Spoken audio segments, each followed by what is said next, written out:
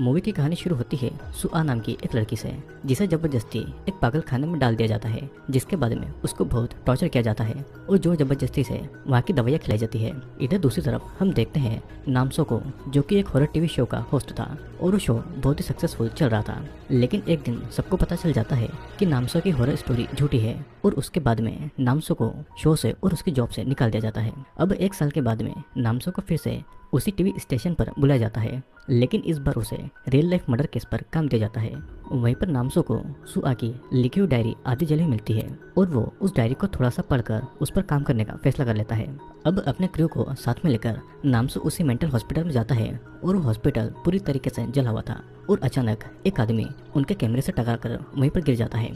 वो आदमी बुरी तरीके से जला हुआ था और वो सभी उस आदमी को हॉस्पिटल ले जाते हैं, जहाँ पर उनको पता चलता है कि उस आदमी का नाम डोंग सिक है, जो कि उसी हॉस्पिटल में एक नर्स का काम करता था और उसी ने हॉस्पिटल में सुआ की मदद भी की थी। उस आदमी के हाथ में जो टैटू था वही सेम टैटू उसी डायरी में भी ड्रॉ किया गया था। अब नामसो डोंग सिक को सुआ के बारे में पूछता है और डोंग सिक बहुत डर चुका था और इसीलिए वो कुछ भी नहीं बोल पाता है। अब इस केस के बारे में नामसो इंटरनेट पर छानबीन करने लगता है कि हॉस्पिटल में उस दिन आग क्यों लगी है। ये आज तक किसी को भी पता नहीं चला है, लेकिन उसी दिन एक पुलिस ऑफिसर बियानजू को उसी की बेटी ने गोली मारकर मार डाला था और ये बेटी और कोई नहीं बल्कि सुआ थी, जिसे पुलिस ने अरेस्ट कर लिया था। अब सुआ को एक हेल्थ केयर फैसिलिटी में रखा गया था और उसको सब लोग पागल समझ रहे थे। नामसो उससे बात करने जाता है, लेकिन सुआ पहले तो उसे कुछ नहीं बताती है, लेकिन नामसो के जोर देने पर वो बताने लगती है कि उसने अपने पिता को नहीं मारा है और 1 साल पहले सुआ को बीच रोड पर किडनैप कर लिया गया था और फिर से पागल खाने डाल दिया गया था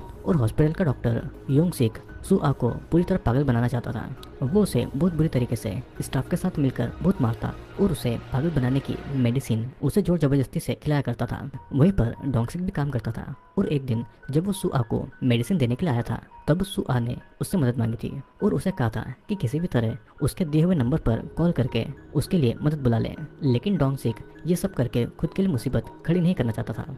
अब उसी टाइम वहाँ पर दूसरी नर्स आकर सुआ को जबरदस्ती वो मेडिसिन खिला देती है और योंगसिक भी सुआ को धमकी देता है कि अगर उसने उनकी बात नहीं मानी तो उसे मेडिसिन की मात्रा और ज़्यादा दी जाएगी। अब प्रेजेंट टाइम में नामसो को पता चलता है कि योंगसिक सुआ के फादर ब्यांगजुक के बहुत अच्छे दोस्त थे, लेकिन अजीब बात यह थी कि कोई भी सुआ नाम के पेशेंट उस हॉस्पिटल में कभी भी एडमिट नहीं थी। ब्यांजू भी सुआ का स्टेप फादर था और सुआ की माँ के मरने के बाद सारी प्रॉपर्टी ब्यांजू के नाम होनी थी। उस मेंटल हॉस्पिटल के ऊपर कई केस भी हुए थे और कई बातें भी निकली थी, लेकिन ब्यांजू योंगसिक का दोस्त होने के कारण हर बार वो हॉस्पिटल बच जाता था। हॉस्पिटल के खिलाफ कंप्लेंट किए हुए लोगों में से एक औरत से नामसो बात करने जाता है और वो औरत बताती है कि उसके पति हॉस्पिटल जाने के बाद और भी ज़्यादा बीमार हो गए थे और कुछ ही दिनों के बाद में उनकी मौत भी हो गई थी। अब दूसरे हॉस्पिटल में उनको पता लगता है कि उसके पति की किडनी निकाल ली गई है और सुआ से पूछने के बाद वो भी नामसो से कहती है कि उस हॉस्पिटल में जो भी जाता है वो कभी भी जिंदा वापस नहीं आता है। अब हमें पास्ट की कहानी दिखाई जाती है,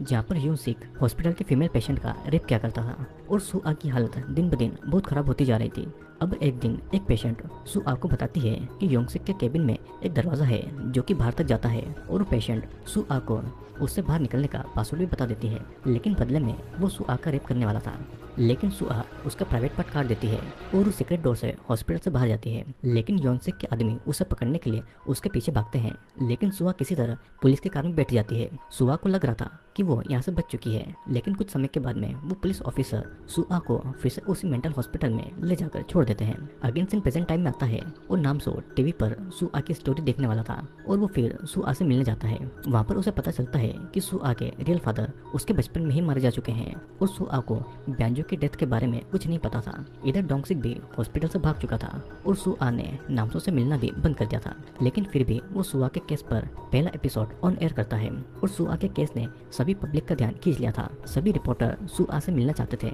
लेकिन सुआ बस नामसो से ही मिलती है और बाकी की सच्चाई वो उसे ही बताने लगती है। कहानी फिर से पास्ट की तरफ आती है, जहाँ पर डोंगसिक को ये पता चल गया था कि उस हॉस्पिटल में ऑर्गन के ट्रैफिकिंग का काम भी चलता है और ये जानकर डोंगसिक सुआ के दिए हुए फोन नंबर पर कॉल लगाता है, जो कि सुआ के बॉयफ्रेंड का नंबर था। सुआ का बॉयफ्रेंड बहुत दिनों से सुआ को ढूंढ रहा था और हॉस्पिटल में पहुंचने के बाद में डोंगसिक सुआ के बॉयफ्रेंड की सुआ तक पहुंचाने के लिए उसके बॉयफ्रेंड की मदद करता है। सुआ के भी ऑर्गन हॉस्पिटल वाले निकालने वाले थे, लेकिन उसका बॉयफ्रेंड सही समय पर आकर उसे बचा लेता है। अब फिर तीनों हॉस्पिटल से निकलने लगते हैं, लेकिन हॉस्पिटल का स्टाफ उनको पकड़ लेता है और वे सुआ के बॉयफ्रेंड के ऑर्गन निकालने के लिए रेडी होते हैं। अब इधर दूसरी तरफ एक पेशेंट योंगसिक के केबिन में बहुत सारे कैंडल लगा देती है, जिससे कि केबिन में आग लग जाती है और वो आग बहुत तेजी से फैलने लगती है। सभी लोग इससे डरने लगते हैं और उसी टाइम सुआ एक पेशेंट से मदद मांगती है, जिससे कि वो उनका हाथ खोल दे। वो पेशेंट उनकी मदद भी कर देता है, लेकिन बाहर निकलते टाइम योंगसिक सुआ के बॉयफ्रेंड को लेकर आग में कूद जाता है, जिससे कि वो मारा जाता है। अब प्रेजेंट टाइम में सुआ